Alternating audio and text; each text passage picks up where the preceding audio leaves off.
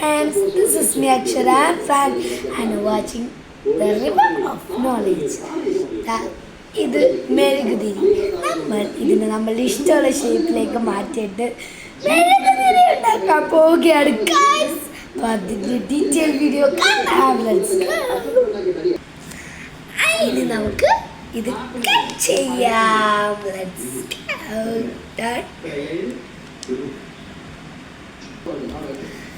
അങ്ങനെ ഞാനിത് കട്ട് ചെയ്തെടുത്ത് നമ്മൾ പറയണ പോലെ അല്ല കേട്ടോ, കട്ട് ചെയ്യാൻ നല്ല പാടാണ്. ഇത് നോക്കി, ഇതാണ് ഫൈനൽ ലുക്ക്. അങ്ങനെ നമ്മൾ അത് ഉരുക്കാനായിട്ട് ഗ്യാസിൽ വെച്ചിട്ടുണ്ട്. അങ്ങനെ അത് ഉരുക്കിയിട്ടുണ്ട്. നമുക്ക് കുറച്ച് കളർ ഇട്ട് കൊടുക്കാം. ഇനി നമ്മളൊരു എഗ് എടുക്കണം. എഗ് അതിൻ്റെ മുകളിലൊരു കുഞ്ഞു കഷ്ണമായിട്ട് പൊളിക്കണം. അധികം പൊളിക്കരുത് കേട്ടോ. എന്നിട്ട് അതിൻ്റെ ഉള്ളിലെ എല്ലാ സാധനവും ഇതുപോലെ കളയണം. അങ്ങനെ നമ്മൾ നല്ല പോലെ ഒഴിച്ചു കൊടുക്കാം. സൂക്ഷിച്ചൊഴിക്കണം കേട്ടോ. നിങ്ങളൊരു കാര്യം ശ്രദ്ധിക്കണേ, ചെയ്യുമ്പോൾ മുട്ട നല്ലോണം നീറ്റായിട്ട് ക്ലീൻ ചെയ്യണം, ഇല്ലെങ്കിൽ ചിലപ്പോൾ ചീത്തയായിപ്പോവും. നമ്മൾ കറക്റ്റ് വെയിറ്റിങ്ങിലാണ്. ഇതാ നമ്മുടെ എഗ്ഗ്. നമ്മുടെ എഗ്ഗ് തൊടുമ്പോൾ ചെറിയ ചൂടുണ്ട്.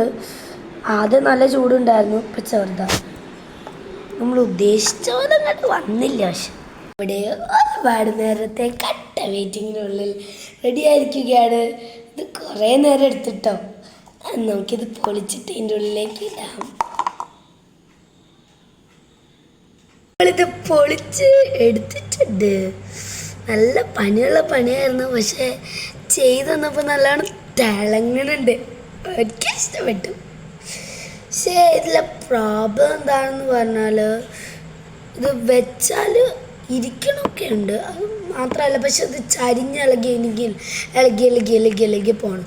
അതാണ് കുഴപ്പം. ഇപ്പോൾ എൻ്റെ പ്ലാൻ എന്ന് പറഞ്ഞാൽ ഈ ബീറ്റില്ലേ, മുത്ത് ഇതാ അടിയിൽ നമുക്കിങ്ങനെ വെച്ച് കൊടുക്കാൻ പറ്റിയാൽ, ഉരുക്കിയിട്ടില്ലേ, ഇത് അടിയിൽ ഉരുക്കിയിട്ട് ഇങ്ങനെ വെച്ച് കൊടുക്കാൻ പറ്റിയാൽ ആ കുറച്ച് യൂസ് ആയിരിക്കും. പക്ഷെ എനിക്കിത് ഇഷ്ടപ്പെട്ടു. എനിക്കിത് കത്തിക്കാനല്ല, ഇങ്ങനെ ഷോക്കേസ് വയ്ക്കില്ലേ, അതിനാണ്.